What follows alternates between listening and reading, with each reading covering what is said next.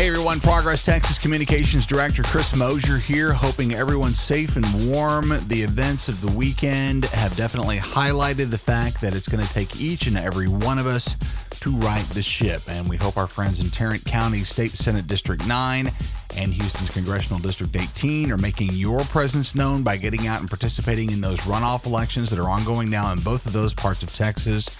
Early voting continues through Tuesday. Election Day is next Saturday, the 31st.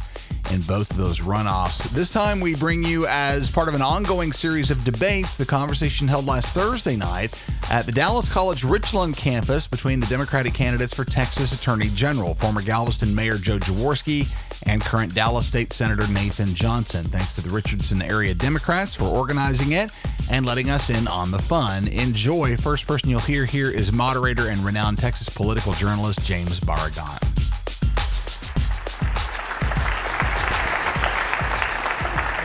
For that welcome.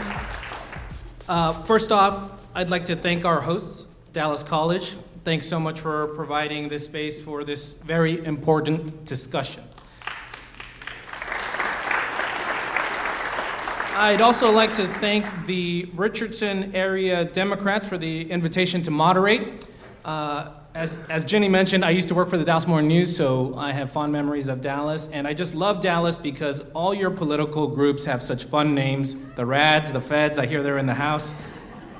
I'd also like to thank the candidates, Mayor Joe Jaworski and Senator Nathan Johnson, for taking the time to have this debate of ideas. We know that they are both busy trying to win over voters, and we thank them for taking the time to come speak to this group.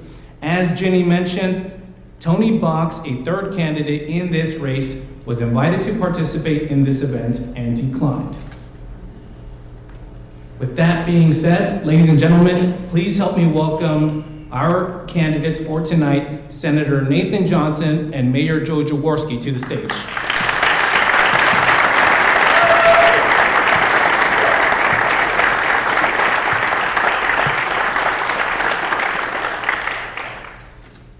Let me tell you a little, you guys may know already about them, but let me tell you a little bit more. Senator Nathan Johnson describes himself as a seasoned litigator and a Texas state senator with a proven record of effective public service. He brings to the Attorney General's race both policy depth and legal expertise, along with a reputation for taking on the most difficult problems, asking the hard questions, and working to fix what's wrong no matter who or what stands in the way. Through his 4 sessions in office, there runs a thread of defending constitutional principles, advocating for responsible, responsive government, and insisting on fairness and consistency in the law. Ladies and gentlemen, Nathan Johnson.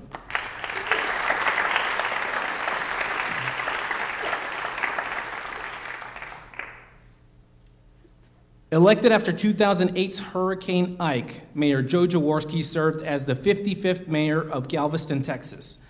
Joe risked his mayorship to support rebuilding Galveston's storm-damaged public housing as mixed-income housing for thousands, a game changer for the island.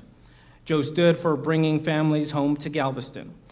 Before his election, Joe successfully sued the UT system and its Governor Perry-appointed regents in Galveston to enjoin their sudden illegal decision to terminate over 4,000 UTMB Galveston employees, creating a program to rehire them. Today, UTMB Galveston is thriving.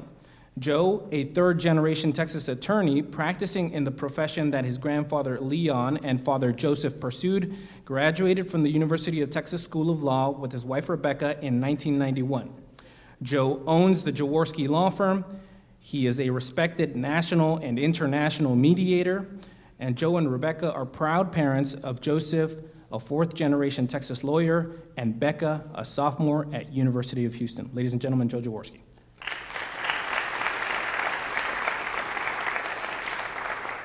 Okay, so here is how this debate is going to work. We'll have about an hour of debate. Excuse me. We'll have about an hour of debate. Each candidate will have 2 minutes for an opening statement in the beginning and a 2-minute closing statement at the end. Questions will be posed to each candidate in alternating fashion, and they'll get 2 minutes to respond. Some questions may go to both candidates. Others will only go to an individual. I will strive to balance those out so that each person gets the same amount of questions. If a candidate is invoked or mentioned in an answer, and there is a need for a rebuttal, they'll be giving 1 minute to respond. I will determine the need for that rebuttal. We ask the candidates to please stick to the time so we can get through as many topics as possible. With that being said, we've got a lot to cover, so let's begin. Senator Johnson won the coin toss, so we'll direct the first question to him first. Senator Johnson, 2 minutes for an opening statement. And I'm at 118 right now. Very good. I'm Nathan Johnson. I've been a state senator since 2018. 2019, I took office. I defeated Don Huffines, a multimillionaire MAGA Republican incumbent in a 32-year Republican Senate. Since then, I have been at the forefront of every single Democratic fight for abortion rights, for voting rights, for equality, equity, opposing gerrymandering, opposing school vouchers, trying to clean up our environment, supporting our public schools. Every major Democratic fight, breaking quorum, I have been there, and I will continue to be there as Attorney General. At the same time as battling Greg Abbott's border policies, as fighting back against Bob Hall's attack on science and vaccine, and trying to save our schools from Christo-fascism from Mays Middleton, also running for Attorney General, I've also passed 135 bills to make our lives better. When Republicans did not follow my lead on Medicaid expansion, and I was the state's lead voice on that issue, I found a way to get 350,000 people health insurance, to stop babies from going deaf, to provide mental health for teenagers, to pass the only clean air, soil, and water legislation in the last 10 years. I was influential in preserving Texas's lead role in renewable energy. There's a lot of stuff that I can do in the Senate. I've killed Republican bills. I've unrigged bills that were rigged for the wealthy. I've stifled Republican bills that would stifle the freedom of the press. So why would I look to the Attorney General's office? And it all started at an impeachment trial of Ken Paxton. I had to sit there for 10 days and listen to his abuse of office, and I thought to myself, my goodness, this is a powerful office. $1 billion of the budget, 4,000 employees, 800 lawyers, and he's using it this way, but it could be as powerfully good under the right leadership as it has been powerfully bad under Ken Paxton. So I set me on this path, and you all have a choice to make tonight. And my opponent, and I think the clock is stopped, so I'll assume I'm going to cut myself 10 seconds short. My opponent's going to say that I'm not really a good Democrat, and he's already said that I actually wasn't leading the fight to impeach Ken Paxton when I was. Listen closely. You have to decide who you can put up against the Republicans in November to win this election, to flip a seat and get a Democrat in statewide office for the first time. Thank you. Ladies and gentlemen, very quickly, we seem to be having a little bit of trouble with the clock, so I'll make sure to keep an eye on the clock as well, Derek. If you've got a result, but I'll keep tabs on it as well. Mayor Jaworski, please, your opening statement. I want to tell you something plainly, without polish or spin. I don't lie. I can't be bought. And like you, I care about my reputation. I'm a Democrat because I believe open, honest government is a classic American value. Government should tame the savageness of man and make life in this world gentle, not cruel. That belief guides my work as a lawyer, my service as mayor of Galveston, and my decision to run to be your next Texas Attorney General. I've been a Texas lawyer for more than 30 years. I still practice law full-time while campaigning across this state. I return my own calls, texts, and emails because people deserve to know they're being heard by the person asking for their vote. I've served 8 years in public office. I've fought corruption in my own community. I've stood up to bullies and racists to deliver first-class public housing for working families. And I paid a political price for doing the right thing, never regretted it.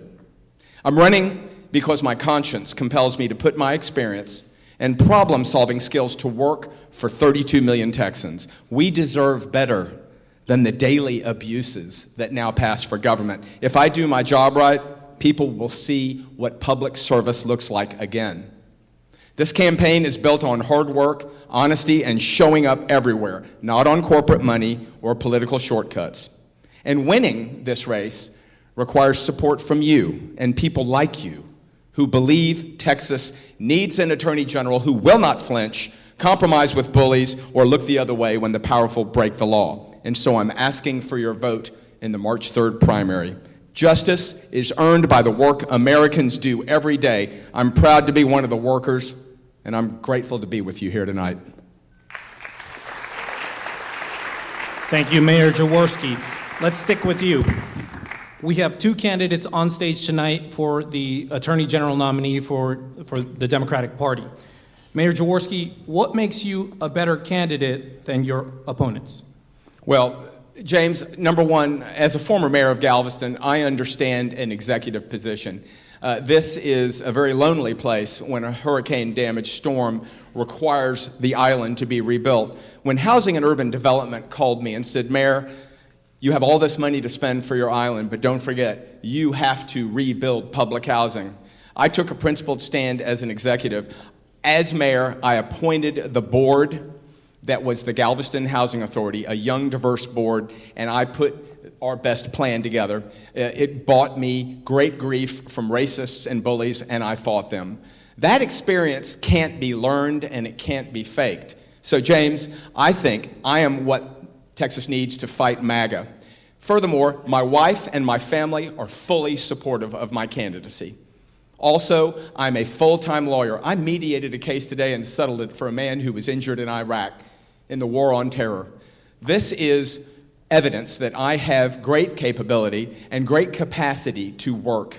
I know the lawyers and the judges all throughout the state. I own my own law firm. I'll be able to re-nourish the woebegone Office of Attorney General, which has completely lost its morale thanks to the notorious conduct of Ken Paxton. And finally, I am the true progressive in this race. I am the true progressive in this race. And right now, what we need is an attorney who understands we don't help the powerful at the expense of the vulnerable. When you look at my opponent's record in the Senate, he is very comfortable cutting deals with Dan Patrick to keep his cherished committee vice chairmanship. That might be fine for the Senate, ladies and gentlemen, but it's not what we need in our lead attorney. Senator Johnson, same question, 2 minutes. Let's be really clear. When you send somebody in November to fight whatever comes flying out of the Republican primary, you want somebody who can win. Joe has lost 3 of his last 4 elections, at a municipal level, at a state level, and at a statewide level. I flipped a 32-year Republican seat. I know how to beat these guys, and it's going to be fun. Secondly, Joe talks about fighting. I'm in the fight. Joe talks about what he might do. I'm doing it. Joe's been running for 8 months on his grandfather's record. I'm running on mine. We need somebody as the chief legal officer of this state who understands state government, who, yes, can work with Republicans. That's how I managed to pass 135 bills. Who, yes, can stand up to authority. If anybody wonders whether or not Dan Patrick is fond of me, you could just ask him directly, or you can ask anybody in the Capitol why the Republicans sit up on the edge of their seat, take notes, and make phone calls when I talk. It's not because I'm cutting deals, it's because I scare the hell out of them. We need somebody who can get this job done, and I think it helps to have a legislator. I was talking with the incoming president of the Democratic Attorneys General Association on this very question, and he said, legislators make better attorneys general than prosecutors or plaintiffs' lawyers or defense lawyers, because this isn't a lawsuit and this isn't a law firm.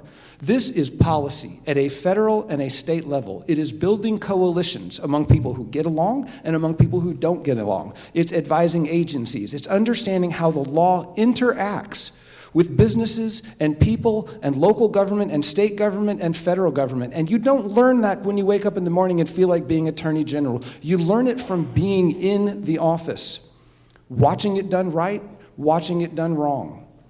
I can win this race. I can deliver when I'm in office, I can bring people together when necessary, and I can fight them when we need to. Thank you, Senator Johnson. Mayor Jaworski, 1 minute to respond. Well, ladies and gentlemen, I am proud of my grandfather, Leon Jaworski, who prosecuted World War II Nazis and the President of the United States after Watergate. And what's interesting about that, Nathan, is when you combine prosecuting Nazis and the President of the United States, what's old is new again. So Leon Jaworski's blood is my blood. So his legacy is something that I take very seriously, which is why I said I care about my reputation. my record, Nathan, let me tell you, when I was mayor of Galveston, I stood alone in a very lonely spot, and I delivered for the working poor of Galveston.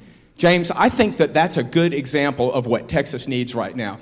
We don't need a deal cutter who, for example, voted for Senate Bill 2972, the Campus Security Act, selling our students out. We need someone who will stand for the Constitution. And that is what Joe Jaworski will do. I'll be proud to do it for you.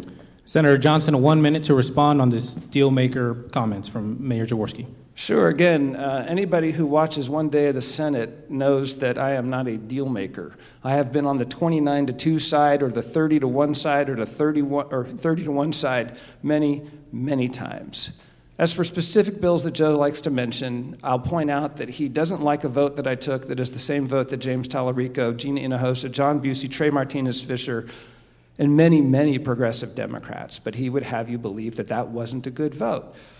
I do what's right, and sometimes that means voting as a bloc with the Democrats, and sometimes I might have a different view. But I'm always looking out, what is the best way I can get to the other side of this 140 days with all the 10,000 forces that are operating at once and get the best result on any issue. And yes, I don't want the Proud Boys occupying college campuses. I want to preserve the rights for students to have free speech, which is why I voted the way I did, which is why other good Democrats voted the same way. Thank you, Senator Johnson. Let's stick with you. If you are elected as Attorney General, you may be one of the only Democrats in executive office in a deeply Republican state. And you would have to defend policies passed by Republican officials over the last 2 decades. Would you defend all Texas laws? And if not, how would you decide whether to support duly passed laws that you, as a member of the Democratic Party, perhaps disagree with? Can you give any examples? And this is a favorite question. Like, what are you going to do about defending all these terrible Republican laws? And there's a lot of bad ones. But take a look at the Constitution and what it says. The Constitution says that the Attorney General represents the state of Texas in the appellate courts, the Supreme Court, on all these laws.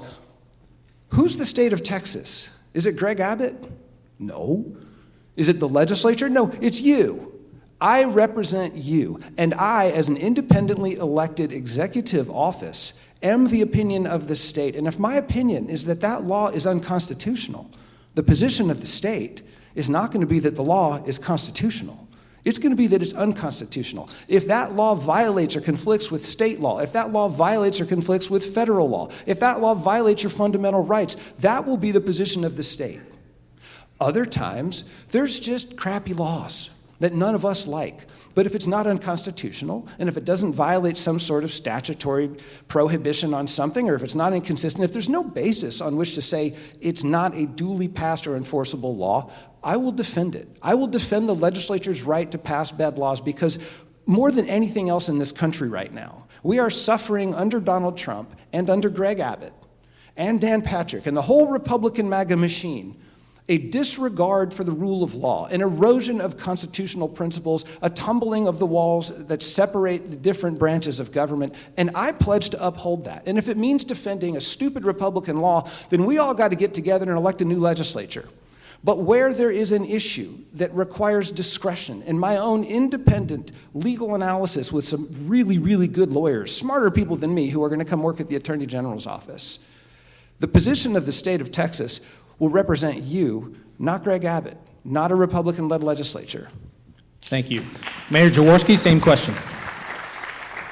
Well, Dallas, one thing's for sure. I'm counting on us having a Democratic governor, a Democratic lieutenant governor, and majorities in both the House and the Senate. In the event we don't, you can count on me to stand my ground, like I did in Galveston, like I do in court for my clients, because 32 million Texans would require that of me.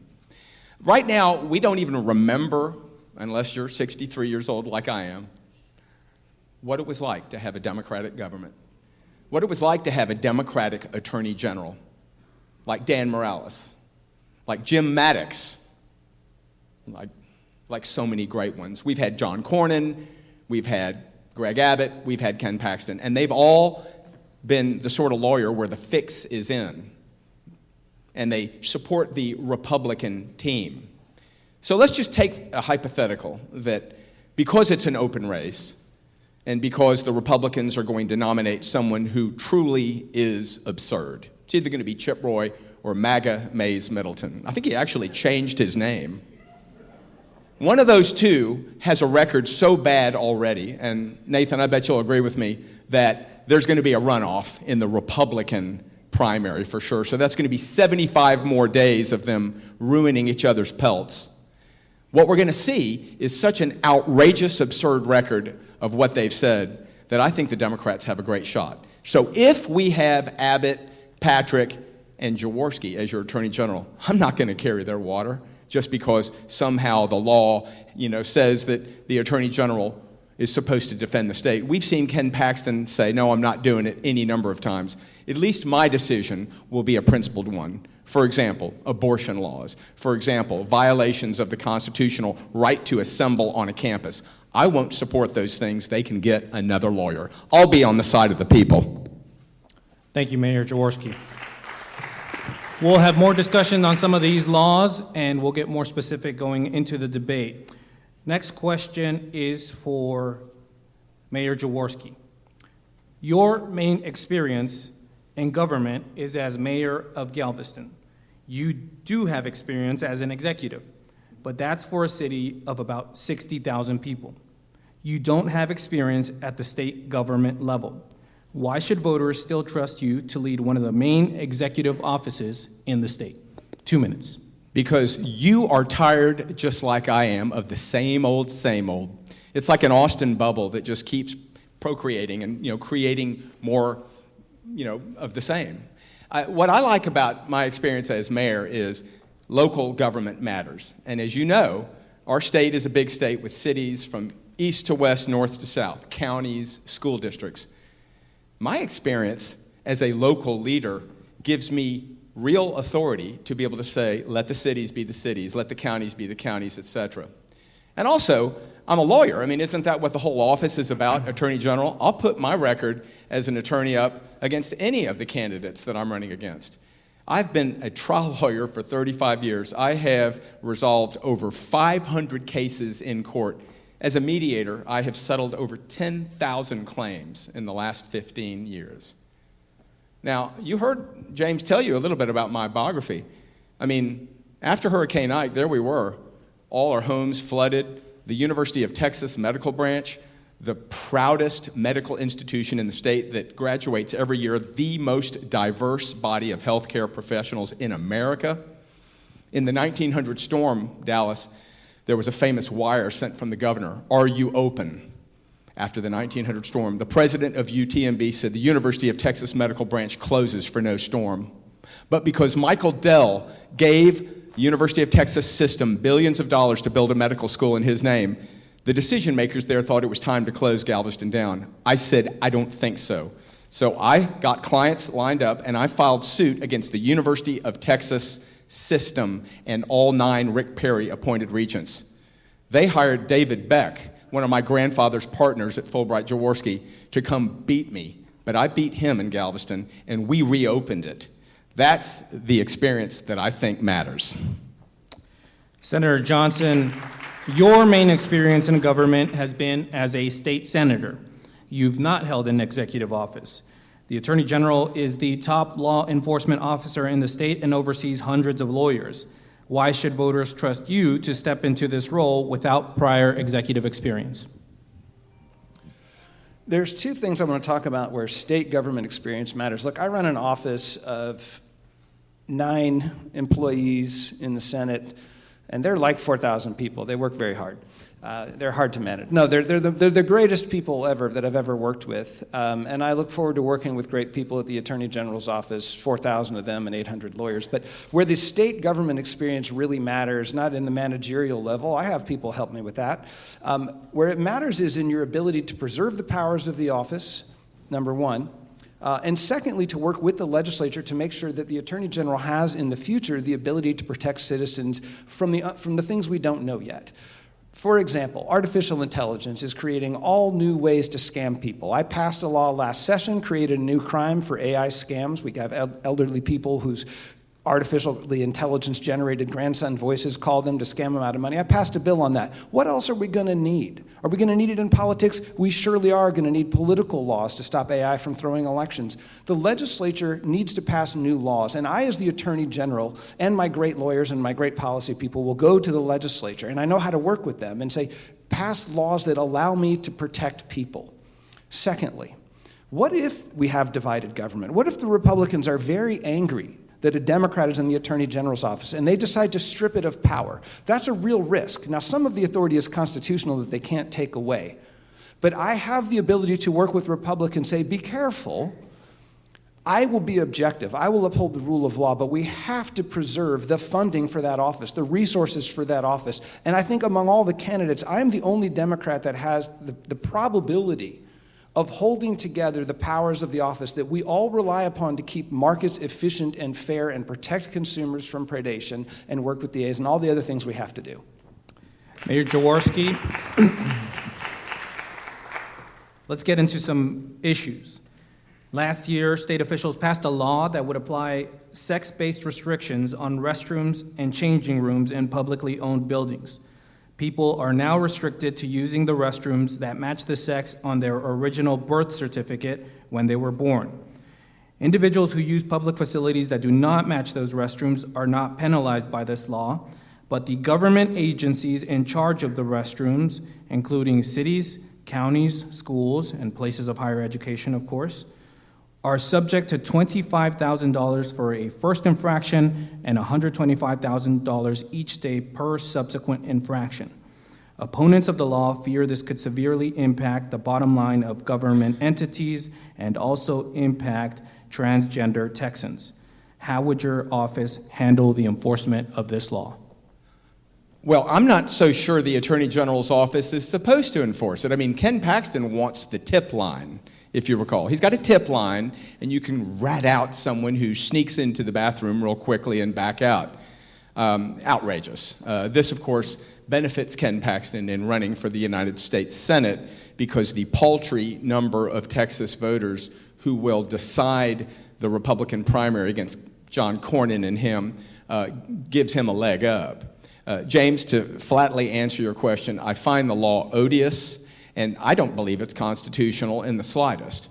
It's also impossible to enforce, which, as you've reported, and Nathan well knows, it is one of the most difficult to enforce. It's not the state's job to enforce it. The state may have passed the law, but it is up to each city or school district or public ownership county, for example, swimming pool, city swimming pool. So if local authorities want to enforce it, maybe I'll get involved to determine whether they're enforcing it correctly or whether they should enforce it at all. But as Attorney General, I'm not going to take that bait. I think the law is odious. And honestly, anything Mays Middleton puts out there, you really ought to question about. As you know, MAGA, as he calls himself, is running on the fact that he kept men out of girls' bathrooms. And what I appreciate about his ads is how comical they are. And what we need to remember, James, is that when Democrats are running against these Republicans in November, we need to ridicule them for what they're doing and how they have brought government into an absurd zone. What I really hate about MAGA Mays' ads is the sound of the monster truck rally voice that always starts, the introduction. And then when he speaks, it's just like a beautiful sign, a spring day. That's time. Thank you, Mayor Jaworski. Senator Johnson, same question. There's some ugliness in primary debates between Joe and I, but we do agree on some things, and one is that Mays Middleton is funny. And adding to the humor, if you want to go through the archives and watch one of the funniest exchanges in Senate history, watch the youngest senator, Molly Cook, take on Mays Middleton on this stupid bathroom bill. Just absolutely lacerates him. It is a great moment in the Senate. I rushed down and moved that it be recorded to the Journal, which made Dan Patrick turn the color of an eggplant. It's a dumb law. The tip line, if I'm Attorney General, will not have anyone answering it. I do think that the statute, if I'm remembering correctly, the statute actually expressly charges the Attorney General with enforcing it. Whoever the Attorney General is, they have discretion on how to use their employees. There's, some like narco trafficking and Medicaid fraud and corruption to root out and markets to fix. So I'm thinking that the priority of enforcing this, I agree, unenforceable, ridiculous bathroom bill is going to be so low, I just can't see getting around to it. Thank you, Senator Johnson. Senator Johnson, will stick with you. Earlier this week, Attorney General Ken Paxton issued a 74-page legal opinion that criticized his opponent in the Senate race, former Attorney General John Cornyn, and declared hundreds of Texas laws were unconstitutional because they followed diversity, equity, and inclusion initiatives. Experts have criticized the opinion because it reportedly was not requested by anyone and was self-initiated by the Attorney General, a highly unusual move, and they have noted it is not legally binding. What do you believe is the appropriate use of these types of legal opinions, and would you pursue action on this opinion issued by Attorney General Paxton? You talk about abuse of office. There's no binding effect on that, but it affects the dialogue, it affects the rhetoric, it scares private entities, it scares government officials, it's intimidation. It is an inappropriate use of the office. I do think it's appropriate for the Attorney General to issue opinions on matters of serious public concern when litigation is pending or litigation is about to be filed, or say the legislature on the right wing passes something crazy unconstitutional. I think it's okay for the Attorney General to let the public know where we stand with the law. But this is so clearly fitting the pattern of, I don't know if it's really actually coming out of Ken Paxton's mind or it's just a response to puppet strings that are actually wired inside his head to tell him when to file which ridiculous suits and when to issue which ridiculous Attorney General opinions. But I think it's absolutely abhorrent. Now, fortunately, there is a lawsuit on this subject, and a district court judge already smacked down Ken Paxton and said, this HUB program, the historically underutilized business program, is absolutely constitutional. In fact, your lawsuit, Mr. Plaintiff, supported by Ken Paxton, is so bad, we're dismissing it without even having a trial. So I think there is a place for an Attorney General opinion to help guide the public, to help guide agencies with what's appropriate and what's inappropriate. But this is a flat-out reversal of what the state of Texas has been doing for decades. Suddenly, Ken figured it all out. There's never been a lawsuit. There's never been a judicial decision striking this down. That's nonsense, and it is misuse of the office, and it underscores the importance of getting the Republican Party out of there. I don't care which Republican comes out. They cannot think for themselves. They will not think for themselves. They'll continue this kind of crap. We have got to get an Attorney General in the office who is a Democrat who will use it appropriately. Thank you, Senator Johnson. Mayor Jaworski, same question. 2 minutes. Well, James, what's incredible is that this articulated opinion that no one asked for was done to help his campaign for U.S. Senate. He actually reverses an Attorney General opinion that John Cornyn issued during the 2 years he was Attorney General. And that's the whole reason it happened. Because there is a lawsuit on file and there are clearly constitutional interpretations that enforce and support affirmative action. I mean, let's go back to LBJ. I mean, we know that this was something about tangible results, not just bromides or promises. And so Ken Paxton wants to bring this up in his campaign. James, the opinion has no legal weight, especially since there are already cases on file, because we all know these Attorney General opinions only exist in a vacuum if there isn't judicial created law already on the books. Since there is, his 70-page opinion goes right in the file. Mayor Jaworski, let's stick with you. This week, the Fifth Circuit Court of Appeals heard a case on a Texas law requiring that public school classrooms hang up a copy of the Ten Commandments if a display of them is donated to a school. Do you think this law passes legal muster, and would you defend it in court? And if not, how should the state handle implementation of this law? Yeah, no, it's unconstitutional. It will not stand up in court. What's interesting is before I started as a lawyer, my first year out of University of Texas School of Law, I clerked for the United States Court of Appeals for the Fifth Circuit, the very court where this case is right now. The judge I worked for was appointed by Dwight Eisenhower. His name was John R. Brown, a famous civil rights and maritime law jurist. I do my own appeals in the 35 years that I've been a lawyer, and I've never lost in the Fifth Circuit. One day I will, okay? But so far, so good. What I will tell you is this bill, this Ten Commandments bill, has been found unconstitutional in every state where it's been tested. Who brings it up this time? MAGA Mays Middleton, my senator. And I know Mays, and he doesn't believe any of this. He's a rich boy from River Oaks who has inherited a great deal of money from his father's oil and gas business.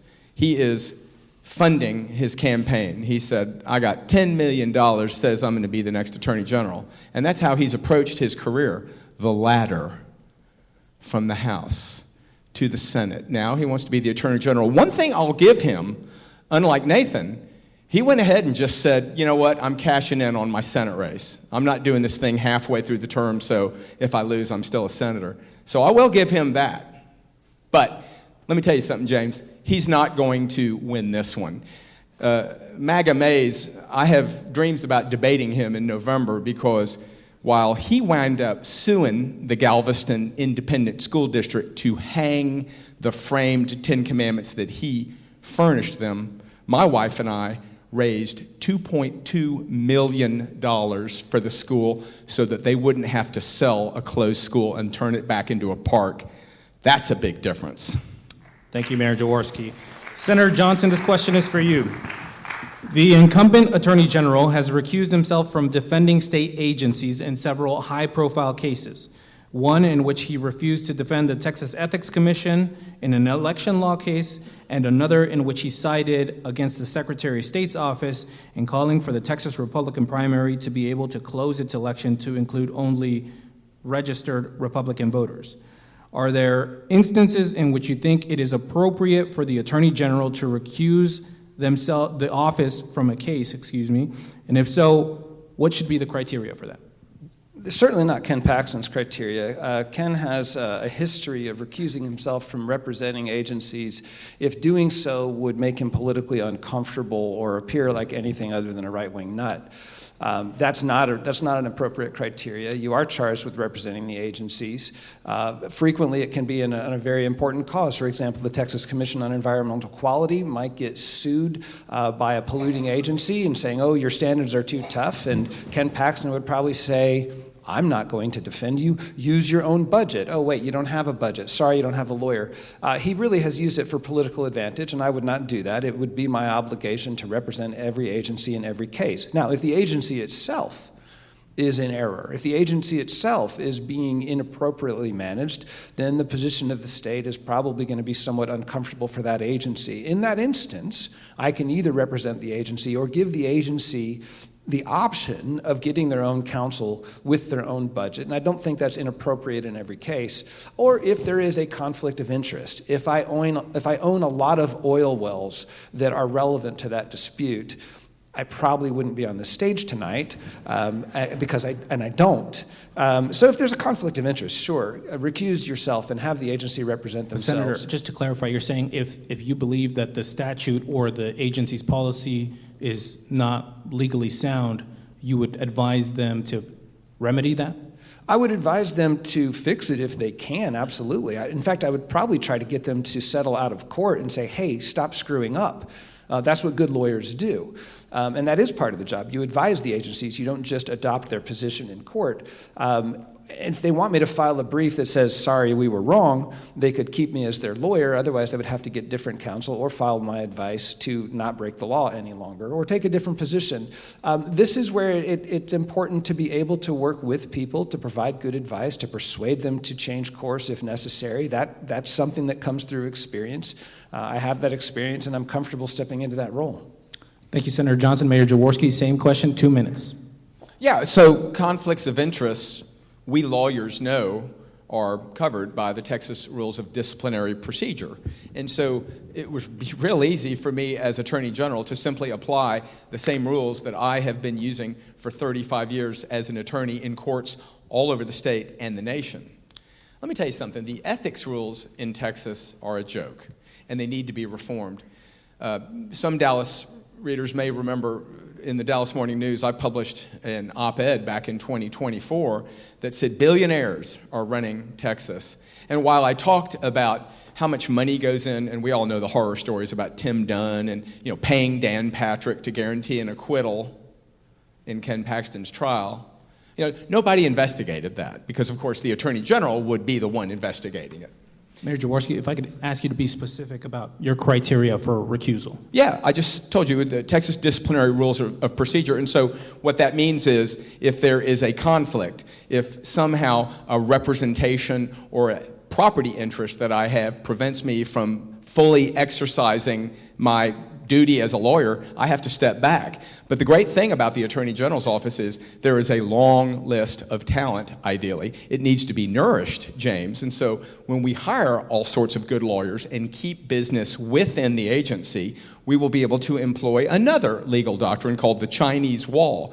If Joe Jaworski, for example, is unable to serve without conflict, well, then someone else in the office will have to do it. If we can't do it as an office, then there are a number of ways the state can get counsel on an outside basis. But as you know, James, that is where Ken Paxton falls really short. He is spending so much of our tax dollars hiring outside lawyers and letting them get the benefit, like the Google settlement the other day. Because of Paxton's notorious conduct, credible attorneys in his office fled as whistleblowers. We had to hire private lawyers for that settlement. Thank you, Mayor Jaworski. We'll stick with you. We had discussed earlier the decades of laws passed by Republican lawmakers. As a Democratic Attorney General, you'd have to defend those laws. One of those is last year's redraw of the state's congressional maps. If you become the next Attorney General, how will you handle the current case over redistricting against the state? Day one, I will file pleadings in whatever court that lawsuit is in, reversing the state's position. It's unconstitutional. The new office of Attorney General will stand with the Texas House Democrats. Thank you. Senator Johnson, same question. Same answer.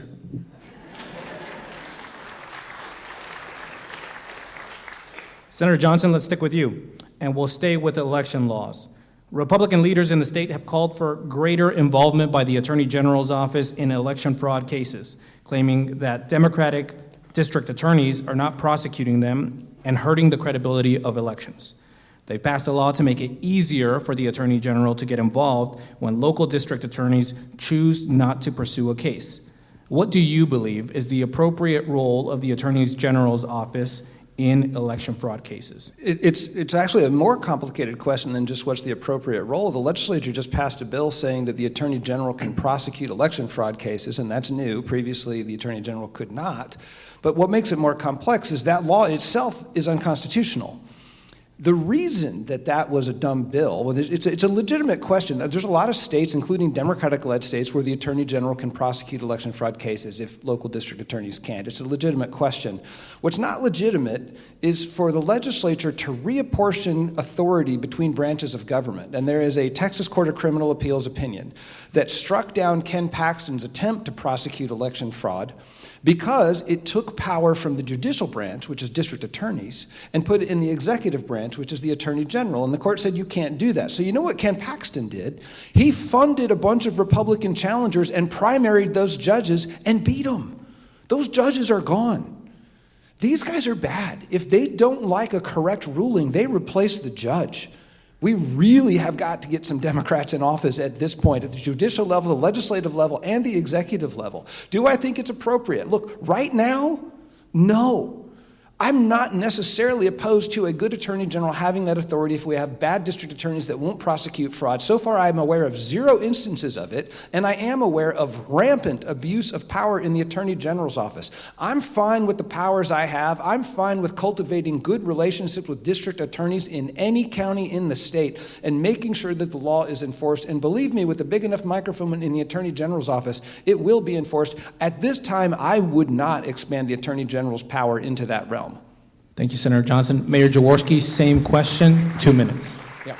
So a lot of this witchery that's happening with the Republicans in power, making it scary to vote, is because they want to stop people of color from voting and exercising their power.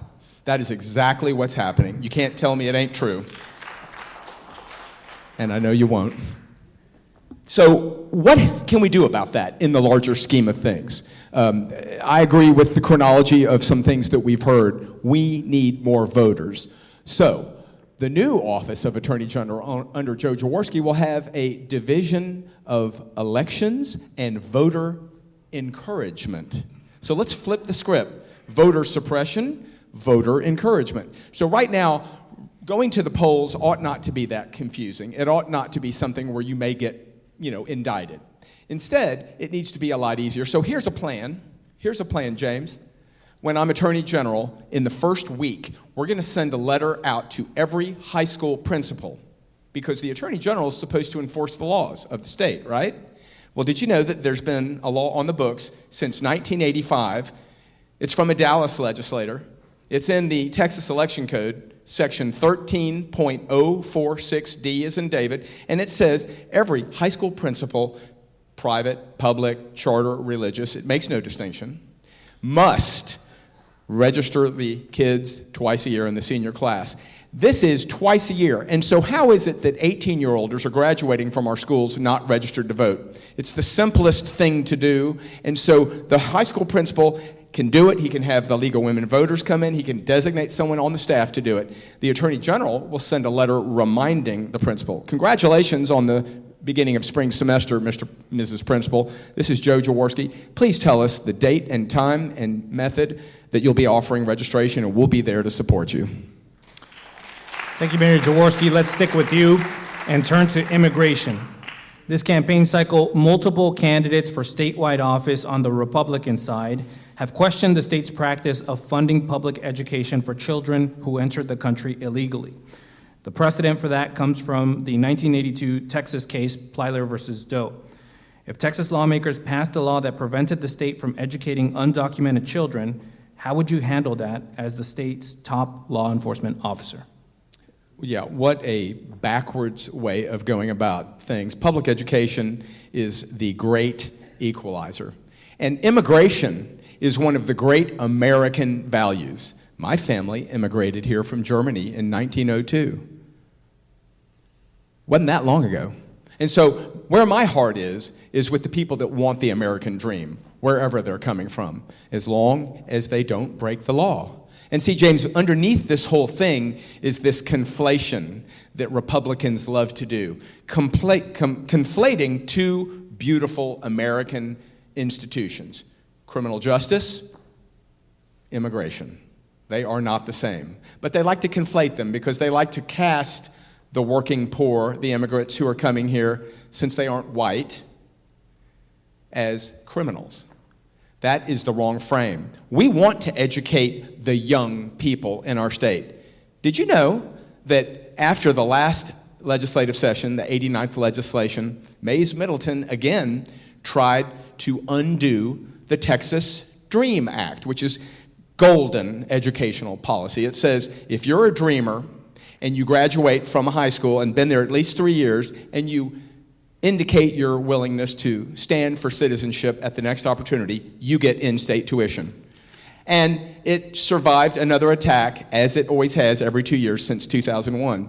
As children were receiving their diplomas and celebrating, maybe the first in their family to ever go to college, James, Ken Paxton and Pam Bondi colluded not too far from here in the Northern District of Texas to file a lawsuit, which Ken Paxton didn't just not answer, he said, "Where do I sign?"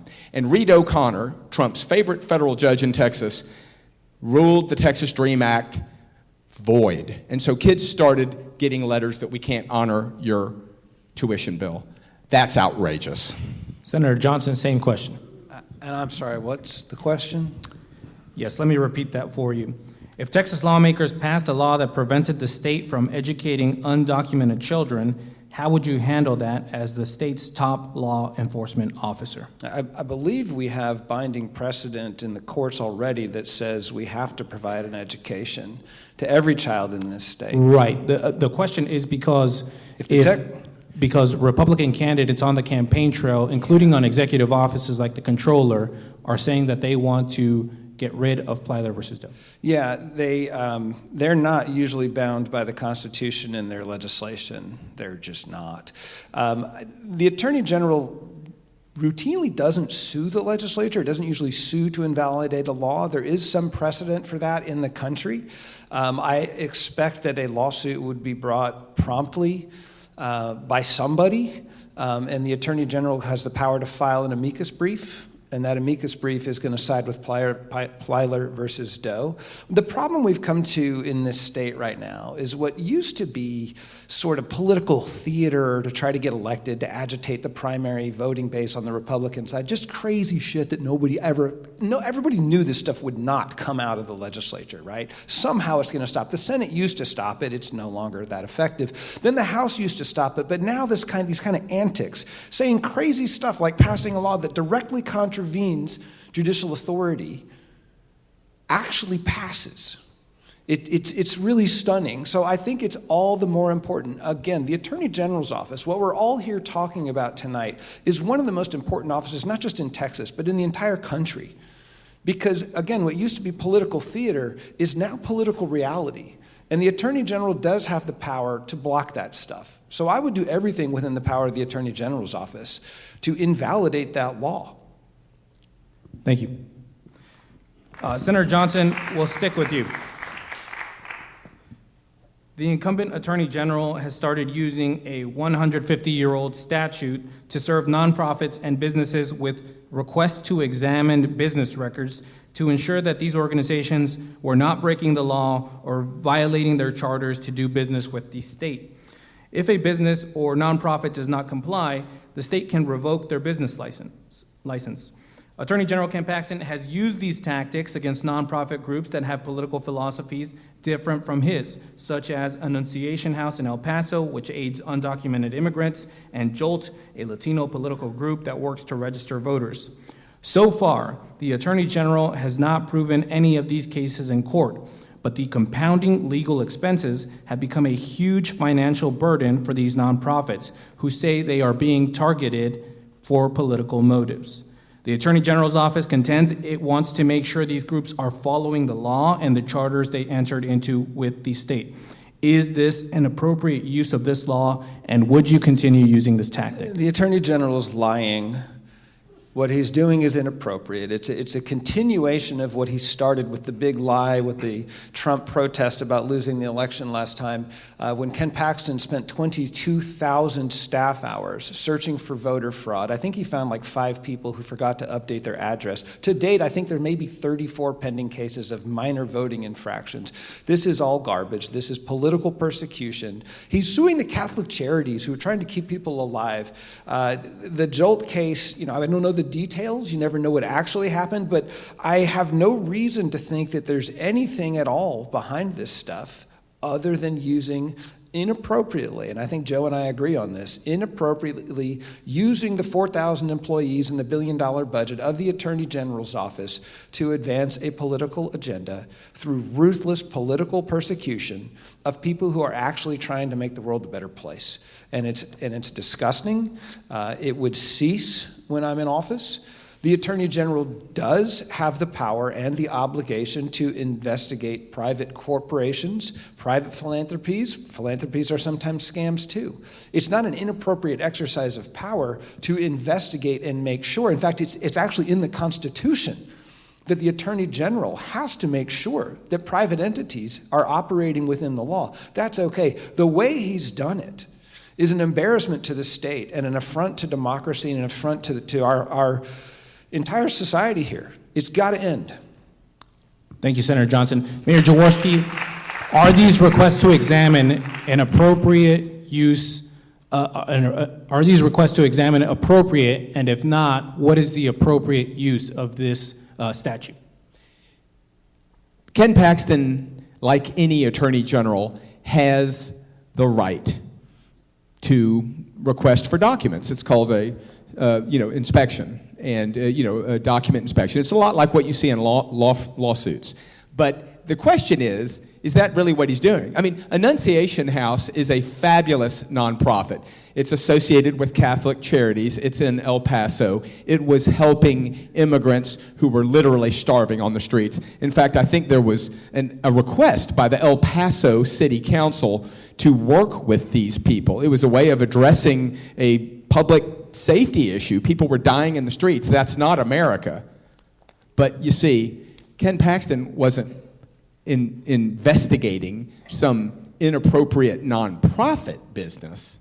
He was investigating, why are you helping immigrants? That's not good for the Republican Party. So the CID that James is talking about is a completely legitimate tool for an attorney general. This is before you sue someone, you want to investigate them. Well, it's just who the target is. You remember, James, the CID was what he used against Beto O'Rourke, because Beto was exercising his First Amendment right to be heard on the question of the quorum break and supporting our heroes who went to Chicago and California and Boston. Ken Paxton investigated power by people, and good for Beto. He said, fine. Mayor Jaworski, is there an appropriate use that you could see? Oh yeah, you could absolutely do a certificate. You could do an investigation of, for example, United Healthcare and Blue Cross Blue Shield and Humana to find out why they're not paying claims on time and why they are not paying mental health claims of our teenagers who are sometimes becoming and sometimes real suicidal. Why aren't you paying those? Because the federal law, James, says that all insurers shall insure mental health just like physical health. I'd love to investigate that.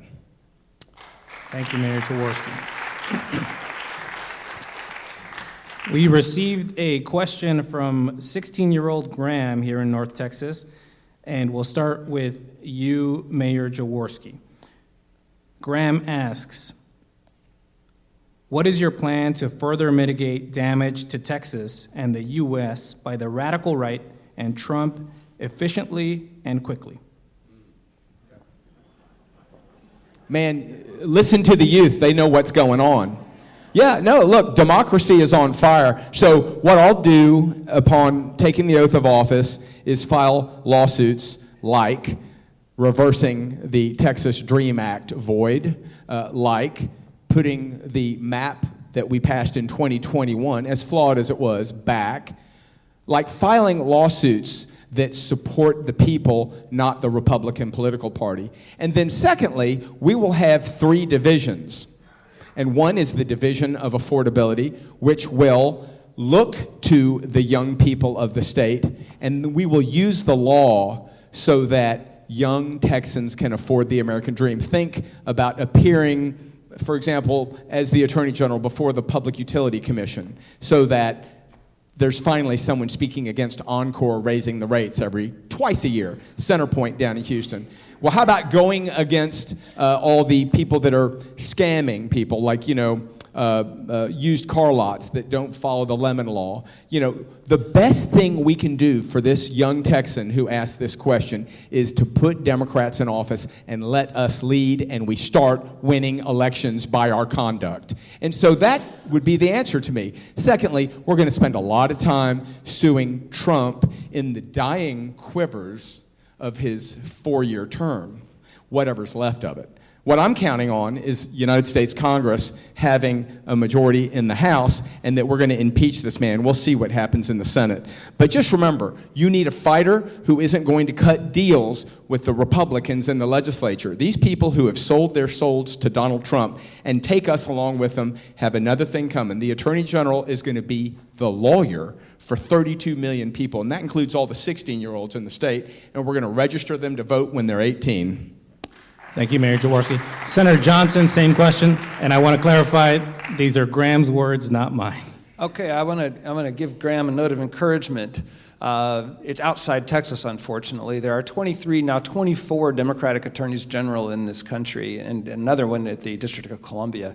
They have been the only thing that has been successful at slowing down the damage that Graham cites, the damage of the Trump administration, the damage of that whole wave. In fact, I think as of today, I never would have thought this would be a good thing, but it is a good thing. As of today, Democratic attorneys general in this country have sued the Trump administration 77 times 42 times successfully, they have blocked 42 destructive Trump actions, including funding for the National Institute of Mental Health, including the illegal firing of federal employees, including getting back funding that was previously appropriated for public education, but not Texas.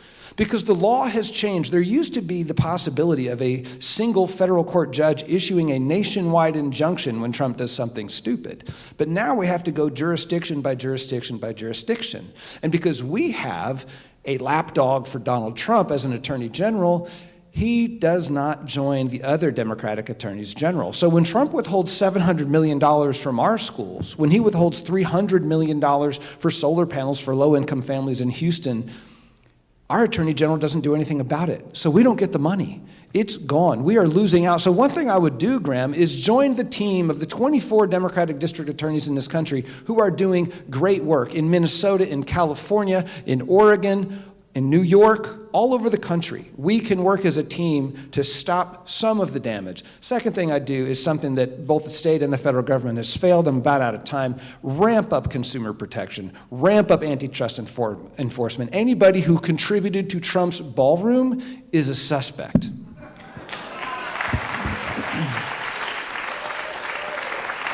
Senator Johnson, let's stick with you and turn to the subject of abortion. Last year, the state legislature passed House Bill 7, the so-called abortion pill bill, that allows private citizens in Texas to sue anyone who manufactures, distributes, mails, or provides abortion pills to or from Texas. Successful plaintiffs would be awarded $100,000, and the state law includes a provision that it cannot be challenged in state court and that bars defendants from recovering legal costs even if they successfully defend themselves in court. Would you enforce such a law? And if not, how is the state supposed to enforce the laws, a task the Attorney General's office is tasked with executing? No way. I argued against this bill for many hours on the Senate floor. I managed to, I forget the numbers, but I managed to expose, a dozen unconstitutional provisions, and it died in the House largely because I revealed how unconstitutional the thing was, how cartoonishly, absurdly unconstitutional it was. You mentioned $100,000. At one point in the bill, a plaintiff could bring a suit to try to win $100,000, and if the judge dared exercise their constitutional obligation to review the bill for constitutionality, that same person could sue the judge for $100,000. And I'm talking to my colleagues in the Senate. They all voted for this. I mean, you guys, that's the judicial branch of government. That's what they do. They review our bills. You can't pass a bill that says you can't review my bill. And they're like, yeah, we can. It was the craziest thing I've ever seen in 4 terms in the Senate. Now, they got rid of that provision. They got rid of a lot of the very bad stuff, but there's still a lot of very bad stuff remaining. I believe that it is still unconstitutional. No, I would not enforce that bill. I had to burn a lot of late hours researching and trying to find all the things they did. What was interesting there, and this also gives us some hope, some of our best allies in fighting that absurd bill were not members of the legislature. They weren't staffers of the legislature. I had lawyers from around the state calling me because it was a really long bill and it was written in a closet by a troll in Washington, D.C. I'm sorry. No, yeah, he's a troll. Trying to find all the different ways. We managed to get a lot of the garbage out of there. But it's still passed in a still very unconstitutional, mean form in the second, third, or fourth special session. So I think that bill is destined for the scrap heap. I think even Texas courts will strike that down. Mayor Jaworski, same question, 2 minutes. Yeah, James, that bill may as well be called the Hire Jonathan Mitchell Act. This is the former Solicitor General for Ken Paxton, and he has made a little niche practice of suing friends of women who sought an abortion either through medicine or other means. And Jonathan Mitchell has a law office in a very cushy place in Austin, Texas, so he has great access to Dan Patrick and Greg Abbott. The good news is he filed one of these lawsuits down in Galveston. Now, while the judges are elected on the Republican side in Galveston, there's a lot of them that are really Democrats, in my opinion, and they're just running to get elected. And I saw that on one of these cases where a woman was frantic because her abusive boyfriend got back together with her for one night. She became pregnant. She realized she was pregnant. She could not possibly have this man's child. So she asked her friends for help, and they got her the dual medication, mifepristone, misoprostol. She took it. She miscarried. Somehow, her ex got a hold of her phone, copied the texts, and hired Jonathan Mitchell. So he gets to be the headhunter and gets paid because of the fact that this woman enforced her equal right to decide when to start her family and her God-given right to survive a difficult pregnancy. Jonathan Mitchell lost that case because good pro bono attorneys came to the Friends' aids and beat the John Mitchell team in Galveston County Court. I've never been more proud of the judge there and the jury. Mayor Jaworski, let's stick with you. The state legislature last year passed the so-called Life of the Mother Act, intended to clarify for doctors when they could perform life-saving abortions. Critics have said the law does not change much and legitimizes the state's near-total abortion ban. Supporters say it provides crucial instruction to prevent deaths of more pregnant women because doctors were too scared to act. What is the role of the Attorney General in enforcing the Life of the Mother Act? Well, it's a constitutional right to live your life. Women have an equal right to stay alive than men do. And so they also have an equal right to decide when to start their families. Biologically, they become pregnant, men don't. So why does the man get to call the shots on this? Isn't it an equal right? So the Attorney General ought to be looking to the Texas Constitution and the United States Constitution to decide what's right. Look, I'm horrified that Roe v. Wade, which was an excellent, pragmatic way of approaching things for decades, is no longer the law, especially since all these jurists who elevated to the highest court in the land had all pled fealty to stare decisis, or that's Latin for we'll follow the law if it's already settled. That's what they said in their confirmation hearing, and they clearly had to change of heart once they were robed. And as Judge Brown, who I worked for that year, James, told us, you were appointed, not anointed. Well, Judge, you're right, but these Supreme Court justices sometimes don't get it. Well, the point is the Attorney General has to enforce the law, but you're a lawyer, damn it, and you have a duty of discretion. I took an oath, just like the oath I took when I was mayor of Galveston, the oath I took when I married my wife, Rebecca, here in Dallas, and the oath Rebecca and I both took when we graduated from University of Texas School of Law. And it said that we would preserve, protect, and defend the Constitution. So I've got a brain, I've got a mind, I've got a heart. And James, the way I'm going to interpret these things will be a lot more liberal than Ken Paxton, I can tell you that. I will side with what's right and very good for the women on this question. Thank you, Mayor. Senator Johnson, same question to you. What is the role of the Attorney General in enforcing the Life of the Mother Act? 2 minutes. A little context of it, the Life of the Mother Act came along because the Republicans found that they went even too far for their own selves when they realized that women were dying because of their cruel and awful abortion ban.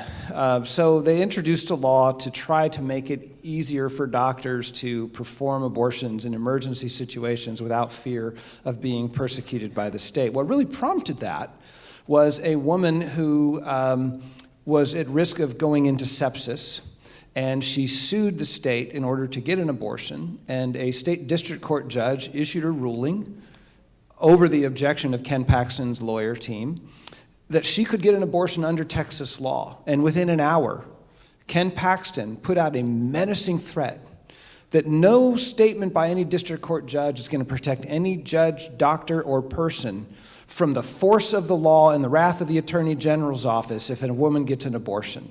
It was just awful. And that woman did go into septic shock, and she almost died, and she left the state, and she got an abortion. There are several women right now, they call themselves the storytellers, who are relaying to the country their experiences of losing their fertility, losing their child, losing a whole lot. The Attorney General's role is not to persecute women, their husbands, their mothers, their physicians, or organizations that help them. And I actually filed the law to prevent Texas from trying to go after anybody who helps a woman leave the state to get an abortion. The role of the Attorney General is going to be deferential to a state district court judge that examines that law as modified, that permits a woman to meet the exception in state law for an abortion, and not have a mean, politically minded Attorney General looking over their shoulder, but is respectful to the women and respectful to the judges who understand their plight and preserve their lives. Thank you, Senator. Senator, we'll stick with you, and we're turning to the subject of THC. Senator Johnson, Mayor Jaworski has questioned your vote on the legislature's ban on THC consumables in the last legislative session. You voted for the ban when it first left the Senate, but then voted against it when it returned from the House as an all-out ban on THC consumables. Can you clarify for voters your position on THC consumables? 2 minutes. I would love to clarify my position. First of all, recognize that I filed in the special session following the regular session the most comprehensive THC regulatory regime and decriminalization of marijuana anywhere in the United States of America. Because the Republicans said they were going to do it, and they didn't. Now, there were multiple votes. If you want to see what Nathan Johnson's position is on the THC ban, or anybody's position on anything in the legislature, check their final vote. This is a 140-day process, and each vote you take has an effect. Sometimes it determines whether or not the bill passes or fails. Very often it doesn't. Sometimes it sends a message. Sometimes it's leverage. It's not deal cutting. It's strategy. I've been trying for 8 years to decriminalize marijuana, which has been used for racial injustice and bad policy that has held down individuals, families, and communities. And at the time this ban is being proposed, which was stupid, by the way, and I opposed the ban in concept, and I said so in the record even when I voted for the ban the first time, what came to light is that a 10-year-old could walk into a gas station and buy THC in high concentrations right next to the Skittles, totally unregulated. I had full assurances from everybody in the House, Democrat and Republican, that no ban was going to pass. So I said to my staff, I'm going to help this thing out of here to send a message. We've got to regulate this stuff. If this thing comes back still a ban, I will vote against it. In the meantime, I've got the attention of people in Lieutenant Governor's office that if they ban THC, they better decriminalize any use of THC or marijuana, and I had that bill pending. It was strategy. It came back a ban. I voted against it. I said, okay, they're not going to do it, I'm going to. So I met with growers, I met with sellers, I met with vendors, I met with people who use THC and crafted the most comprehensive, fair legislation in the country, which to date it still is. That's time. Thank you, Senator. Mayor Jaworski, 1 minute to respond. Yeah, I criticized him because, he was for the ban before he was against the ban. And so that struck me as something that was duplicitous. Let me tell you something. I have been for full legalization of marijuana in Texas since my 22 cycle campaign, and I haven't changed my mind. It was great to watch Dan Patrick and Greg Abbott duke it out. It was, as you recall, Greg Abbott vetoed Patrick's ban at the 11th hour, almost the 12th hour, and it was really something to behold. Now, of course, Donald Trump is getting involved from a national perspective while still putting marijuana on a different schedule so it can be studied. The bottom line is, in Oklahoma, in New Mexico, in Louisiana, in Arkansas, it's so much easier to get access to it. It's almost free, And so Texas needs to understand, like gaming, that we need to provide for our people. We're 32 million. Let's do it. Thank you, Mayor Jaworski. Senator Johnson, do you want to take 1 more minute to rebut anything? Yeah, I would. I think duplicitous is not a very nice word, and it demonstrates kind of a mean-spiritedness as well as a lack of understanding of the legislative process. This is a process. I did send a message. I want to point out that Roland Gutierrez, one of the strongest advocates for legalization of marijuana, voted the same way I did. Y'all, we work in that building within an environment that's hermetically sealed from reality, trying to get to 140 days when what comes out is real. Don't ever accuse me of being duplicitous. I use every power I have in that office to reach the right outcome, and I did in this case, and I will again. Thank you so much. We now turn to our closing remarks. Senator Johnson opened, so Mayor Jaworski will close. You will have 2 minutes. As Galveston mayor after Hurricane Ike, I fought bullies and racists who threatened me politically because I was steadfast in my support for rebuilding first-class public housing for Galveston's working poor. I got the housing built, and I'm proud to say to you that it's first class because Galveston's workers deserve dignity. But it cost me re-election. I could have betrayed my constituents. I was offered a chance to sell them out and run for re-election unopposed, Nathan, but I told the cabal who offered me that outrageous deal to go to hell. That's proof of courage in office. And if you make me your next Attorney General, I'll summon that courage when fighting Trump and MAGA. Nathan Johnson, however, compromised his Democratic affiliation to a level that should concern us all. To keep his cherished committee vice chairmanship awarded him by Dan Patrick, Nathan sided too often with Senate MAGA Republicans. In the 89th legislature, Johnson voted for SB 2972, suppressing free speech. He voted for Proposition 16, a constitutional amendment clarifying that a voter must be a United States citizen. He signed on to the MAHA agenda and voted to limit SNAP benefits for the working poor. He voted to ban pride flags in Texas public schools. In 2023, he voted to acquit Ken Paxton on 2 demonstrably proven counts of impeachment, and he publicly declared in a 2024 primary debate that he would not support Democrats who run against his seated Republican colleagues. What kind of Democrat says this? Maybe a moderate Democrat who wants to be effective in cutting deals with Republicans, but it's not what we want in our top lawyer.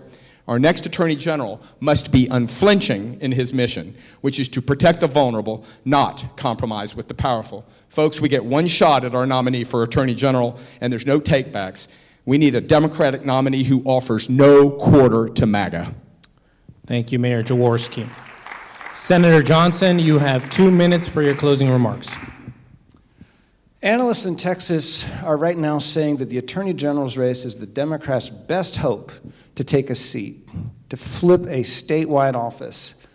The stakes could not be higher. You know what's happening in the country. You know what's happening in the state. I find it very disappointing that instead of elevating the Democratic brand, my opponent has chosen to run a cartoonishly dishonest and misleadingly negative campaign.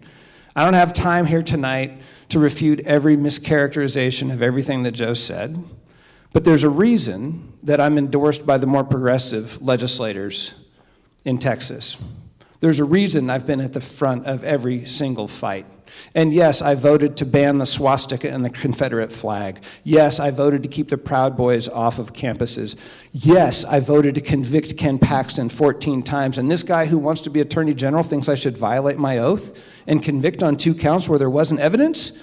That's why even the Democrats didn't vote convict on that count. This is dishonest. You need a few things in a Democratic candidate. You need somebody who can beat Republicans. I have. You need someone who will fight the fight and restrain the Republicans. I have. You need somebody who knows how to use the power of government for the good of the people, and for 8 years I have. And finally, we don't need somebody who attacks good Democrats, because when he attacks me, he attacks my colleagues. My colleagues voted the same way I did. Is he the only one who noticed it? We need Democrats who lift each other up. They got to win, they got to fight, they got to deliver, and they got to lift up. Because newsflash, folks, Democrats have had tailwinds before. We've had great candidates at the top of the ticket before, and we've lost before. 48% is our ceiling unless we have a great AG candidate. If you get me through this primary, I will bring 3 points to this election that nobody else does, and we will all hit 51%. Because I will lift up, I have spent my time in office lifting up the Democratic Party. I will do so as your Attorney General candidate. Thank you, Senator Johnson. Ladies and gentlemen, thank you to Senator Johnson and Mayor Jaworski. That's the end of the debate. I believe Jenny Laughlin has some comments.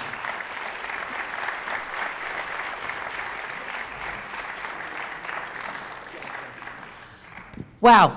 Thank you guys so much for being on stage tonight, for agreeing to do this. This was really important conversation and getting to clarify things and make points that I think are going to make a difference to how people decide to vote. And with that, I'm just going to say thank you to you for coming out tonight. I hope that you will push this out on your socials, on to your friends. It will be living on our YouTube channel, Richardson Democrats YouTube, I believe it is. But you can watch it again if you need to. Get it out there. This is important information. And beyond that, it's getting close to time to vote. So thank you. Go vote.